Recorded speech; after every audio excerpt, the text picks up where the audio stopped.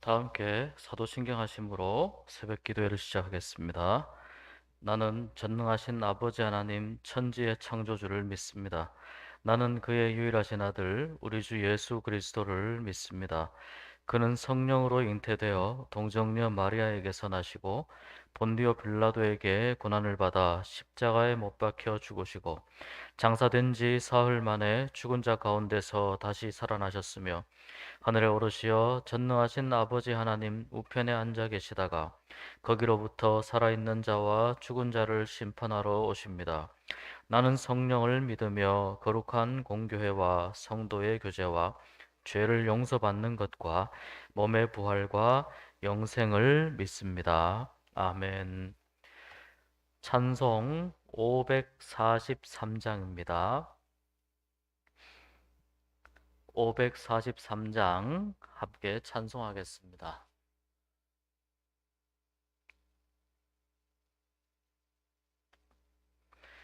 어려운 일 당할 때 나의 믿음 적으나 의지하는 내 주를 더욱 의지합니다. 세월 지나갈수록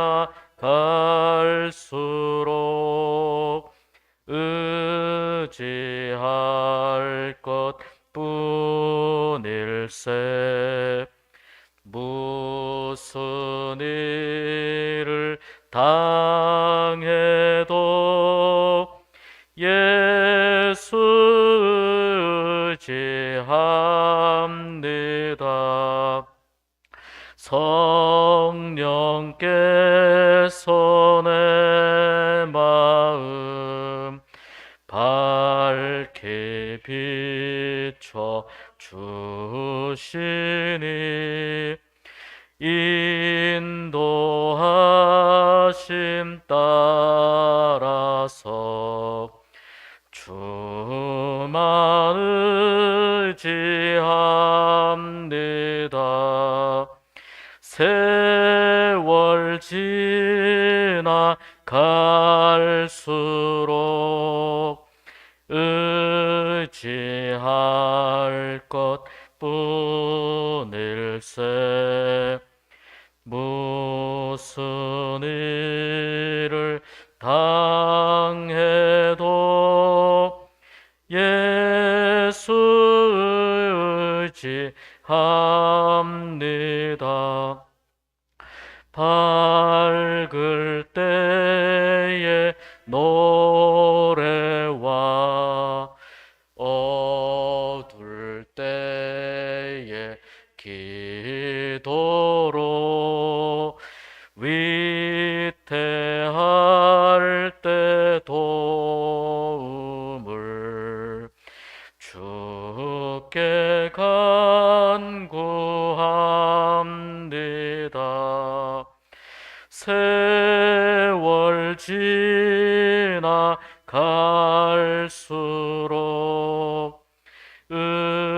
의지할 것뿐일세.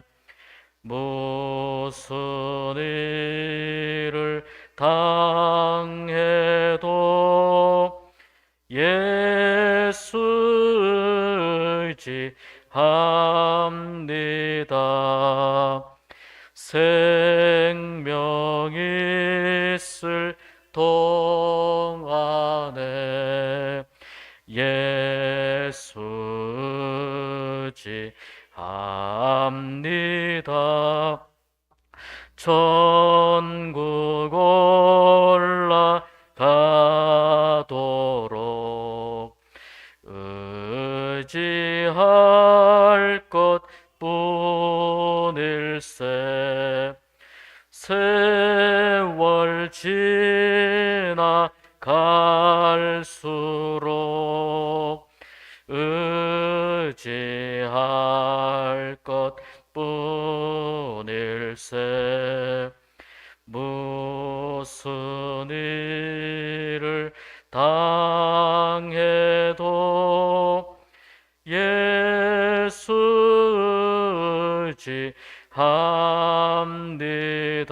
의지합니다. 아멘. 예, 우리 찬양처럼 무슨 일을 당해도 예수 의지하는 믿음 우리 잃지 않고 살아가시기를 축복합니다. 오늘 하나님께서 주시는 말씀은 욥기 8장 1절에서 7절입니다. 구약 성경 욥기 8장 1절에서 7절 말씀입니다. 한 절씩 교독합니다. 수아 사람 빌닷이 대답하여 이르되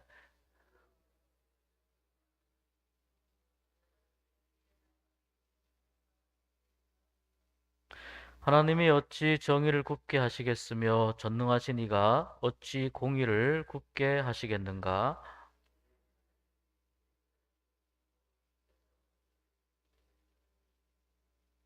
내가 만일 하나님을 찾으며 전능하신 이에게 간구하고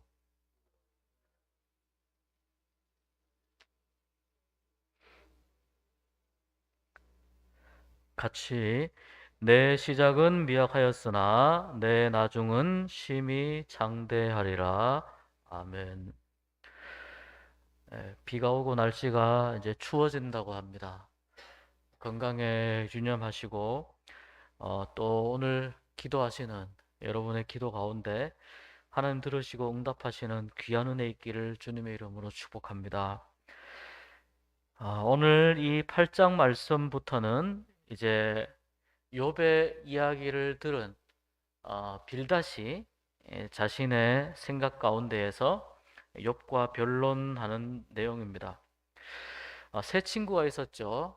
어, 그런데 이 세 친구 중에 이제 엘리바스는 아마 경험이 좀 풍부했던 것 같습니다. 그래서 인생의 그 많은 경험을 가지고 이 경험적 지식에 바탕을 둔 또 약간은 그 좀 철학적이면서 사상적인 이러한 그 논조로 욥을 그 충고하면서 욥에게 이야기하면서 인과응보를 강조합니다.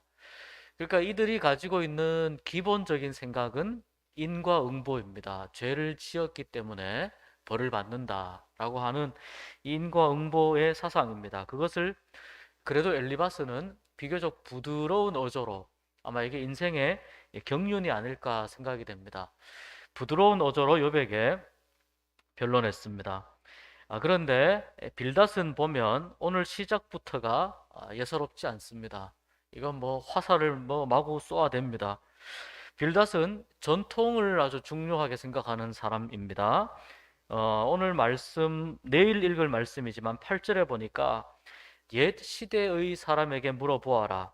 또 조상들을 언급하는 것으로 보아서 빌닷은 그 위로부터 내려온 이 전통을 아주 중요하게 생각합니다. 그래서 전통에 입각해서 아주 그 단정적인 어조로, 단호한 어조로, 논조로 또 인과응보를 강조하죠. 역시 죄를 지었으니까 벌을 받는다.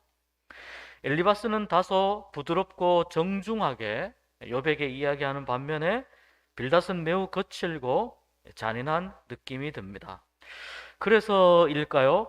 빌닷의 이름의 뜻이 논쟁의 아들이랍니다. 논쟁의 아들. 얼마나 논쟁이 하고 싶었으면 그 이름을 논쟁의 아들로 지었겠습니까? 욥기를 자세히 읽어보면 그 말이 그 말 같고 그 말이 그 말 같은데 이 욥기는 사실 깊이 묵상하면 묵상할수록 이 안에서 하나님께서 우리에게 하시고자 하시는 굉장히 많은 다양한 메시지를 우리가 얻어낼 수가 있습니다. 우리가 일반적으로 욥기를 처음에는 그냥 부자였던 사람이 고난을 받고 고통당하다가 친구들하고 싸우다가 나중에 하나님을 다시 회복해서 신앙을 회복해서 복받았더라. 역시 하나님 믿는 사람은 나중에 회복되고 복받는 거야. 이렇게 이제 처음에 우리가 욥기를 이해합니다. 그런데 시간이 점점 지나면서 욥기에서 나오는 그 어마어마한 하나님께서 우리에게 주고자 하시는 그 지혜의 보고는 굉장히 큽니다. 그리고 엘리바스나 빌닷이나 소발이나 그 이후에 등장하지 않았던 엘리후, 젊은 사람 엘리후, 그리고 하나님과의 직접 대면의 상황 속에서 욥이 하나님과 대화하는 장면, 이 모든 과정 속에서 엘리바스, 빌닷, 소발, 엘리후가 하는 그 이야기들 속에서도 굉장히 중요한 신앙적인 포인트, 또 아주 중요한 신학적인 자료들, 신앙에 매우 도움이 되는 그런 내용들을 많이 건져낼 수가 있습니다. 그래서 욥기를 전체적으로 쭉 묵상을 하면서 하면 할수록 깊어지는 책 중에 하나가 이 욥기입니다. 아무튼 이 세 친구 중에 빌닷이 과연 매우 거칠고 또 굉장히 좀 잔인한 느낌으로 욥에게 대하는 것을 볼 수 있습니다. 그의 이름이 논쟁의 아들이라는 뜻에 걸맞게 그렇게 하는 겁니다. 3절에 욥에 대하여 쏘아붙입니다. 하나님이 부정이 하시냐라고 쏘아붙입니다. 하나님이 정의를 굽게 하시겠느냐. 내 자녀들을 보아라. 자녀들이 그렇게 된 것은 내 자녀들이 죄를 지었기 때문에 그 죄에 합당한 벌을 받은 것이다. 죄 때문에 그렇게 된 것이다. 너도 지금 이렇게 되어 있는 것은 너의 죄 때문이다. 해결책은 무엇이냐? 회개하고 하나님을 찾으라는 겁니다. 회개하고 하나님을 찾으면 회복되고 평안을 얻게 될 것이다 라는 것이 이 빌닷의 논조의 핵심입니다. 특별히 문제 없죠? 예, 굉장히 우리가 성경에서 들을 수 있는 아주 평범한 그런 어, 그 신앙적인 조언이라고 할까요? 그런 말이라고 볼 수 있습니다. 6장에서 욥이 이야기하는 것을 빌닷이 옆에서 이렇게 지켜보았습니다. 욥이 빌닷이 지켜보니까 욥의 신앙의 바닥을 볼 수 있다는 겁니다. 빌닷의 입장에서는 하나님이 욥 자신을 계속해서 부당하게 대우하신다라고 하는 그런 느낌을 계속해서 빌닷이 받습니다. 그래서 빌닷의 입장에서는 욥이 하나님의 공의로움을 인정하지 않는 아주 무엄하고 버르장머리 없는 신성모독적인 발언을 쏟아내고 있다고 보는 거죠. 6장에서 욥의 이야기를 들으면서 빌닷의 관점에서 그렇게 보는 겁니다. 그리고 욥의 말은, 그래서 빌닷은 욥의 말을 뭐라고 이야기하냐면 너의 말이 거센 바람과 같다. 2절에 이 거센 바람은 옛날 개역 한글 성경에는 광풍으로 번역이 되었습니다. 그러니까 광풍과 같이 아주 강하다. 이 광풍은 이 지역이 이제 중동 지역, 팔레스타인 지역이 주로 광야 지역이지 않습니까? 광야는 낮에는 해가 엄청나게 강하게 내리쬐고 그늘이 없으면 살 수 없고, 밤에는 엄청나게 기온이 떨어져서 불을 피워야만, 보온을 제대로 해줘야만 살 수 있는 곳이죠. 낮과 밤의 일교차가 굉장히 큽니다. 우리 일동도 낮과 밤의 일교차가 아주 큰 동네인데 일동 저리 가라 할 정도로 굉장히 낮과 밤의 이 기온차가 큽니다. 이 기온차가 크면은 그 공기의 흐름이 급속히 빨라져서 거기에서 발생하는 강력한 그 회오리 바람이 있는데 이것을 광풍이라고 합니다. 그러니까 이런 느낌을 가지고 2절에 욥의 말을 거센 바람과 같다, 광풍과 같다라고 빌닷이 이야기하였습니다. 근데 이 바람이 문제는 집이나 농작물이 있는 쪽으로 가면 집도 부수고 농작물도 파괴시키는 아주 센 바람이 되는 거죠. 욥의 말이 그런 것 같다는 겁니다. 욥의 말을 들어보니까 당신의 말이 파괴적이다. 신앙을 파괴한다. 하나님의 공의로우심을 인정하지 않는 그런 버르장머리 없는 당신의 말은 많은 사람들의 신앙에 위험하다. 왜냐하면 이 고난에 대한 탈출구로서 욥이 죽음을 언급한 것, 이것이 일반 전통적인 이 생각을 가지고 있는 빌닷의 입장에서는 용납이 안 되는 거예요.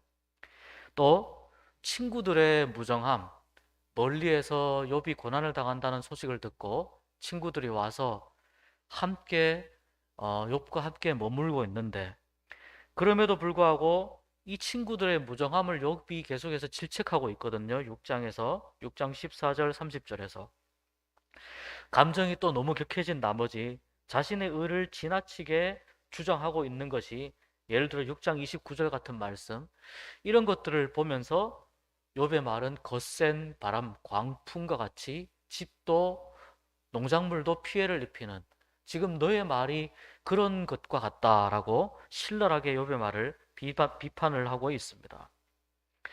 이렇게 보니까 이 빌닷은 아주 전통적이면서 동시에 하나님의 이 절대 공의를 강조하는 믿음을, 신앙을 가지고 있는 사람입니다. 특히 3절, 4절에 그런 그 뉘앙스가 강하게 보입니다. 욥의 고난은 하나님의 절대 공의의 결과이다. 그러니까 욥도 죄를 지었기 때문에, 아까 욥의 자녀도 말씀드렸지만 욥도 죄를 지었기 때문에 이렇게 벌을 받는 것이다. 욥의 하나님의 공의가, 욥은 이 하나님의 공의가 이 세상에 이루어지는 방식이 아주 기계적으로 이루어진다고 생각했습니다.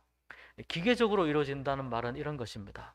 똑같은 작품을 기계가 탁 누르면은 똑같은 형태의 작품이 찍혀서 나오잖아요. 똑같은 작품. 그러니까 기계가 딱 누르면 이것이 나오고, 누르면 나오고, 이런 상황에서 기계가 누르면 이런 작품이 나오게끔 되어 있는 요 도식이 계속해서 반복되는 것. 이 기계적입니다. 그래서 하나님의 이 절대 공의가, 하나님의 공의가 그런 식으로 이 세상에 이루어진다. 그것이 평등하다. 얼핏 보면 평등하죠. 똑같은 물건이 찍어져 나오니까 평등한 거죠. 그렇게 믿는 신앙을 가지고 있는 거죠. 그런데 여러분, 중요한 것은 기계에서 찍어내는 것은 그냥 하나의 상품이지만 사람은 똑같은 상품이 아니잖아요. 사실 똑같은 기계에서 찍어내도 오류도 발생하고 약간씩 기계가 찍어내는 상품이 다를 수 있잖아요. 하물며 하나님이 만들어 놓으신 신묘막측한, 인간의 뇌가 우주보다도 더 복잡하다고 하는데, 이러한 인간이 어떻게 기계적인 도식에 의해서 똑같이 그렇게 적용을 받을 수 있겠냐는 겁니다. 과연 이것이, 빌닷이 이야기하는 과연 이 하나님의 정의로움이, 이것이 정말 정의로운 것인가? 이것이 정말 공평한 것인가? 욥은 하나님의 공의를 인정하는 사람입니다. 그래서 욥은 6장 4절에서 자신의 고난이 하나님으로부터 왔다는 사실을 인정합니다.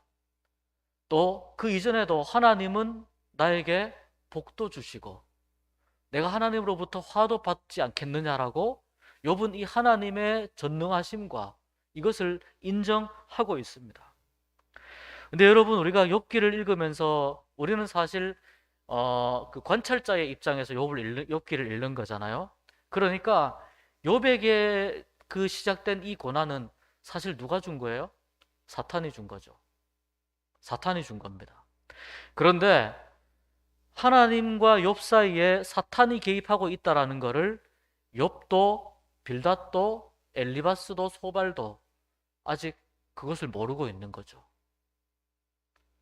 이것이 빠져 있으니까 빌닷이 보기에는 자신의 신앙으로 욥을 해석하니까 욥은 죄를 지어서 벌 받는 것이다라고 하는 이 인과응보가 그대로 기계적으로 적용이 되는 것이고, 욥은 아무리 생각해봐도 그런 것은 아닌데 왜 하나님이 나를 이렇게 대우하시는가에 대해서 풀리지 않는 숙제와 질문을 가지고 계속해서 한탄하면서 하나님의 대답 없는 창문을 두드리고 있는 겁니다.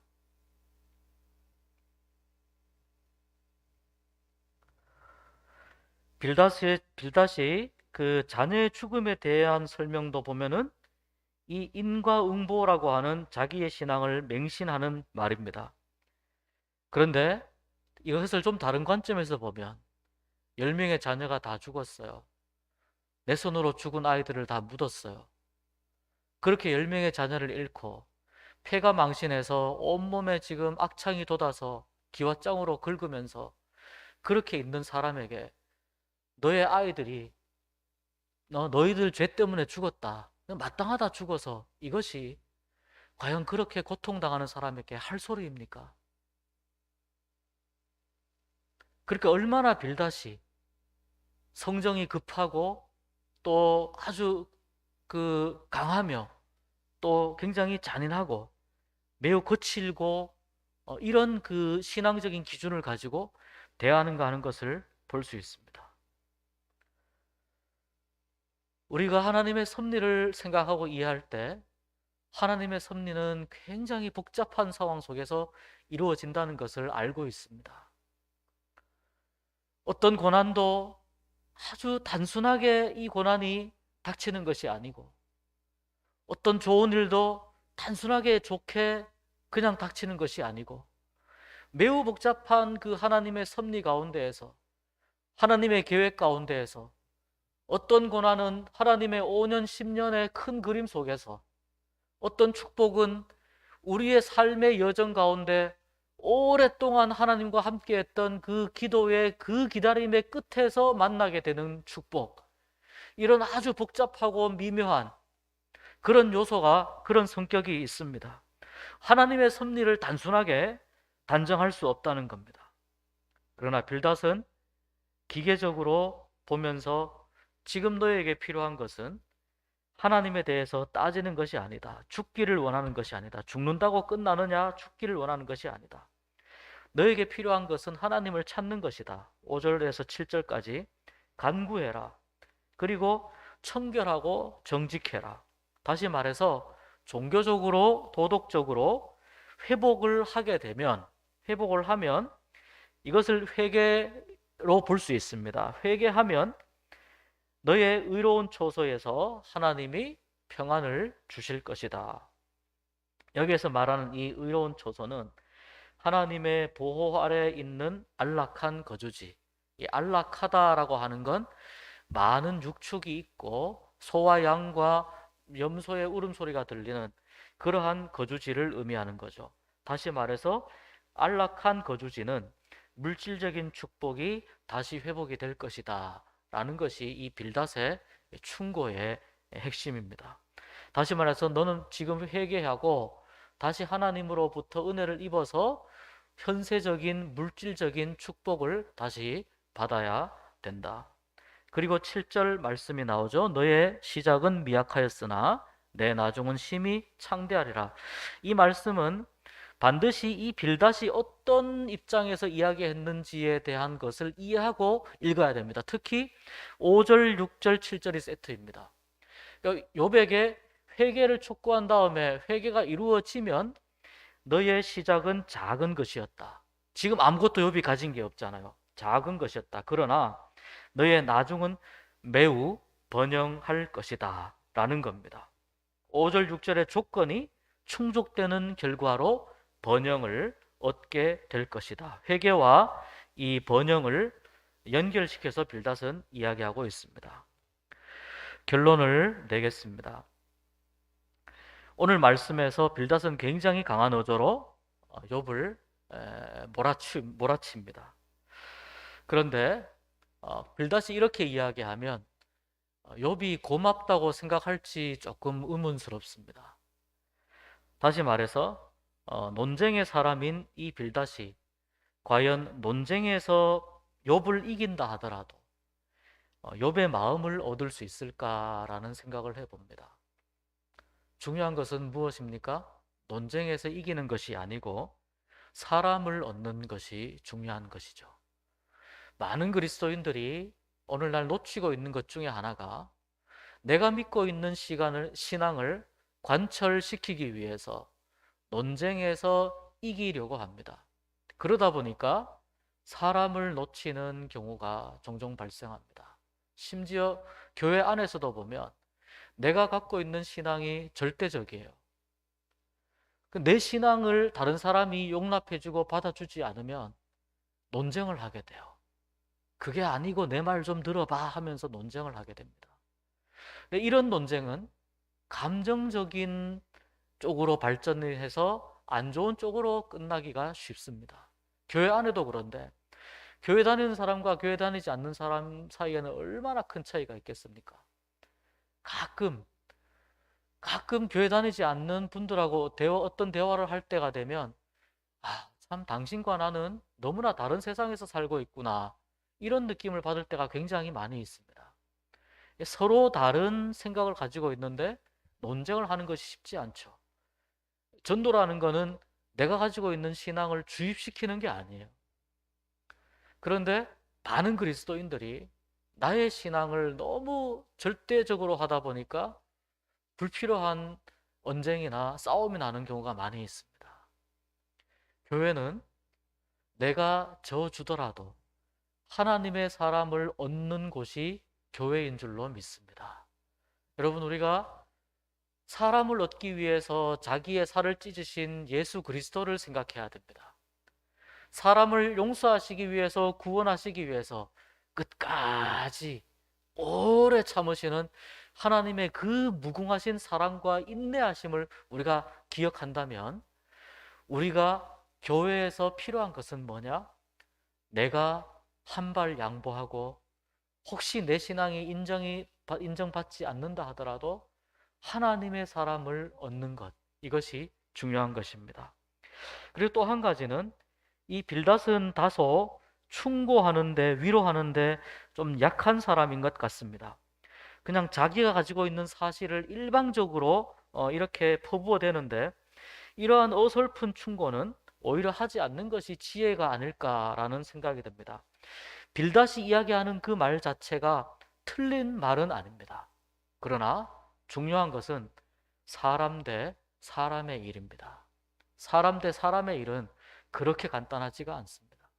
아주 깊은, 사람을 대할 때 사람을 잘 알아야 사람을 대하게 되거든요. 그런 면에서 빌닷은 사람에 대한 이해가 좀 부족한 것이 아닌가. 물론 뒤에 말씀을 더 읽어봐야 되겠지만 그런 생각이 드는 장면입니다. 중요한 것은 빌닷과 욥이 또 이렇게 논쟁하고 있는 과정을 하나님께서 지켜보시는 거죠. 하나님께서 지금 물끄러미 지켜보십니다. 지켜보시면서 내가 언제쯤 내려가서, 언제쯤 개입해서 정리해 줄까, 아마 이런 생각을 하시지 않을까 생각이 됩니다. 우리가 고난을 당할 때, 고난을 당하는 사람을 만날 때 정말 필요한 것이 무엇일까요? 하나님의 마음으로 함께 하는 것, 그리고 어떻게 이 사람이 하나님께 좀 더 나아갈 수 있도록 옆에서 지지대가 되어주고 도와줄 수 있을 것인가. 이런 것이 고난을 당할 때, 고난을 당하는 사람에게 꼭 필요한 일이지 않을까 생각이 됩니다. 그래서 그리스도인들을 피스메이커라고 부릅니다. 평화를 만드는 사람. 오늘 우리는 논쟁을 만드는 사람으로 살지 말고 평화를 만드는 사람으로 살아가는 은혜가 있기를 간절히 소망합니다.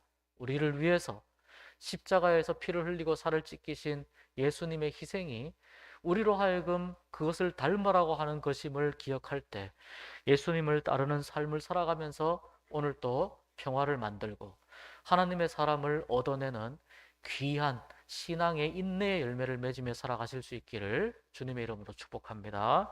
하나님 아버지, 감사합니다. 오늘 새벽에 이렇게 빌닷과 욥 사이의 논쟁을 보면서 하나님은 어떤 것을 원하고 계시며 하나님은 무엇을 원하실지 하나님 묵상해 봅니다. 아버지 하나님, 나의 믿음이 이렇게 확고하다 하더라도 미숙함을 드러내지 않도록 도와주시옵소서. 하나님, 조금 더 사람에게 관심을 가질 수 있도록 인도하여 주시옵시고, 또한 우리가 살아가면서 내가 지더라도 하나님의 사람을 얻는 것이 훨씬 더 귀하고 소중한 일임을 깨닫고 또 기억하고 사람 사이의 평화를 만들어내는 은혜를 누리며 살 수 있도록 인도해 주시옵소서. 오늘도 하나님이 주신 이 한날을 살아갑니다. 비가 오면 날씨가 더 추워진다고 합니다. 우리 모든 성도님들의 건강과 안전을 주님께서 불꽃 같은 눈동자로 지켜주시고, 또한 이 코로나 바이러스 때문에 힘들고 어려운 시간을 살고 있지만 그러나 무너지지 아니하도록 붙잡아 주시며 지지대가 되어 주시며 다시 일어설 힘을 주시는 하나님의 은혜를 믿고 담대하게 이기는 발걸음을 한 걸음 한 걸음 내디딜수록 인도하여 주시옵소서. 오늘 또 주님과 함께 살아가기를 원하오며 예수님 이름으로 기도하옵나이다. 아멘. 하늘에 계신 우리 아버지, 아버지의 이름을 거룩하게 하시며 아버지의 나라가 오게 하시며 아버지의 뜻이 하늘에서와 같이 땅에서도 이루어지게 하소서. 오늘 우리에게 일용할 양식을 주시고 우리가 우리에게 잘못한 사람을 용서하여 준 것 같이 우리 죄를 용서하여 주시고 우리를 시험에 빠지지 않게 하시고 악에서 구하소서. 나라와 권능과 영광이 영원히 아버지의 것입니다.